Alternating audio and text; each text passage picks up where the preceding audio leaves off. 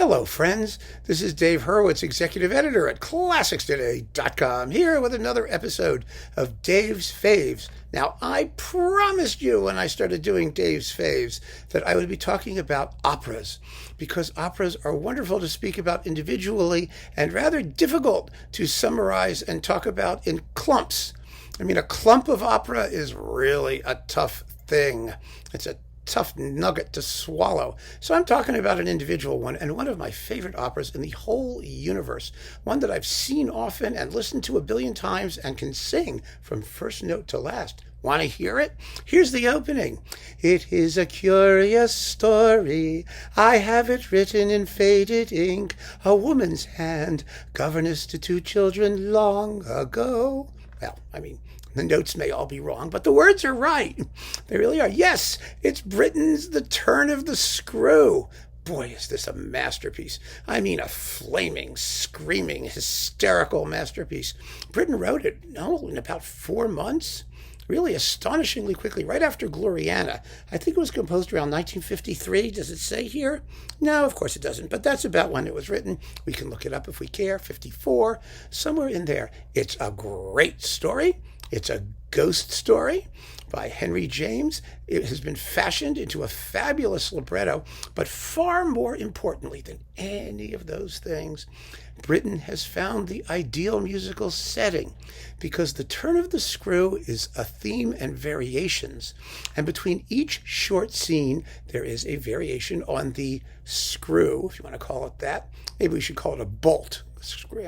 Anyway, the screw theme, which is a 12-note theme, but a 12-note theme which is expressed tonally.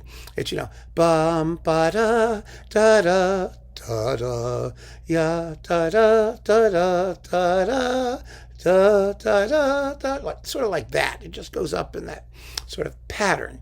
And so you can hear the theme in the variations, at least when Britten wants you to, but the story itself is so simple and so wonderful. A governess goes to a country house where she has been given charge of two delightful little children. Two creepy little brats, as it turns out. Miles and Flora. And the only other person there is the housekeeper, Mrs. Gross. Oh, yes, but there are two other characters. They are ghosts. Peter Quint, the tenor, who was Peter Pears, of course, in Britten's life, and another contralto, Miss Jessel, who apparently was defiled by Quint before she drowned herself.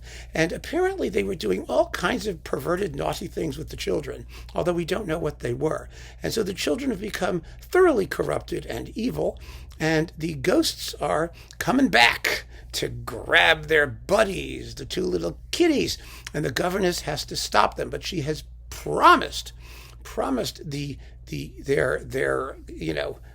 whatever you call it, their guardian, that's the word, because they are orphans, the two little boogers. She has promised their guardian that she will never bother him. Not bother him, because he's too busy hanging out in London and partying. So she tries her best not to, with tragic results. And boy, is this just fantastic. The orchestration of this piece is so amazing. Let me see if I can tell you. I think they wrote down here actually what the ensemble is. And Britten uses it in the most extraordinary way. It's a chamber ensemble. Here we are. Double bass, flute, piccolo, and bass flute, one player on all three. Oboe and English horn, one player on both. Clarinet and bass clarinet, one player on both. A bassoon, a horn, a harp, lots of cool percussion, and a piano/celesta. And the celesta is used a la Mahler Symphony No. 6. That is, in other words, not to symbolize, cute little, celestial, dainty sugar plum fairy things, but rather to represent something creepy, cold, alien, and sinister. Oh, it's just so amazingly wonderful. It really, really is. So I just adore this piece. It's as you can tell.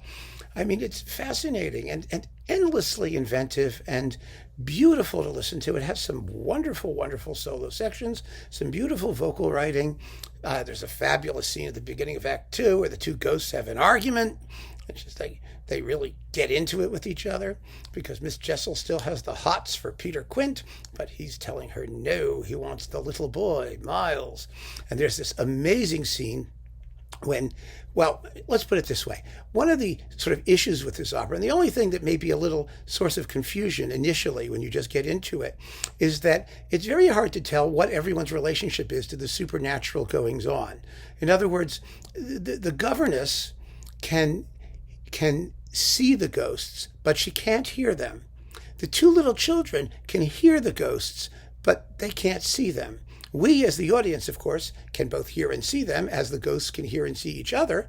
But, you know, the housekeeper, Mrs. Groves, she can neither see nor hear them. So it takes a little bit of time to get your bearings there. But there's this great scene when Miss Jessel is sitting at the school teacher's desk in the governess's little classroom thing, and she's singing, "Here my tragedy began," you know, and the governess is just freaking out. And apparently Miss Jessel doesn't really notice the governess either, although she may not care because she's a ghost. I mean, you never really know. But she's got this line that is so evil. It's so fabulous. Fabulous. It's, "So I will be waiting, hovering, ready for the child." Oh, it's just great.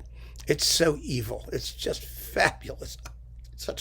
Well, you know what's going to happen. What happens is eventually the governess realizes that, convinces Mrs. Gross, the housekeeper, that she's not making the whole thing up and hallucinating and going insane.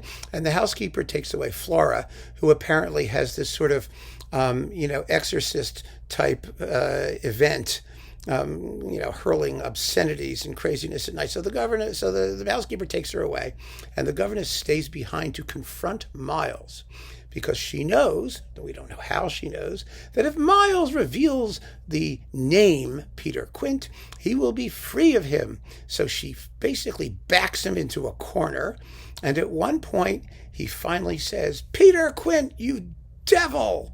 And of course the harp and the percussion go whong, whong, whong like that, and Miles drops dead. And that's the end of the opera. It's sort of sad, but it's just, oh gosh, it's wonderful. Anyway, this recording is the best recordings are this one, and it's been recorded quite a few times, by the way, and on video too. I mean, there's all kinds of good ones, but the best of them are this one and Britten's Own. Now, Britten's Own was recorded right after the premiere, and it's fabulous. It's in mono, but very, very, very good mono. But I think this one is better. I really do. You've got as Peter Quint and the prologue, usually they're done by the same person, Philip Langridge, and the governess is Felicity Lott. And really that should be enough to tell you that you are in the best possible company. You really are. Miles is Sam Pay, Flora is Ellen Hulse, and Mrs. Groves is Phyllis Cannan, and Miss Jessel is Nadine Secunde. Ooh, yeah, she's really hot. It's just a fabulous cast, and Bedford, of course, is, a Britten conductor par excellence, and the playing is amazing, and the sonics are amazing, and it's on Naxos, so it's really inexpensive. I think originally this was a Collins Classics recording, I'm wondering. Yes, it first came out on Collins. I remember because I had it on Collins. But wow, what a great performance, and what a great opera. If you don't know this opera, you just sit down. It has the words in here. You get the libretto. Just sit down and listen to it. It's not so long. Like I said, not much longer than a Mahler symphony. Listen to the theme. Listen to the variations. It's so musically interesting as well as storytelling interesting. Really, I if pressed, would probably call this Britten's masterpiece. In any medium. I really would. It's that great. There's not a single note that you could change. Oh, what a magnificent thing. So, the turn of the screw on Naxos now, and it's one of the great bargains of the century, and you just have to have it, and you will love it as much as I do. I know you will. I know it. So keep on listening, friends. Thanks so much for joining me. Take care.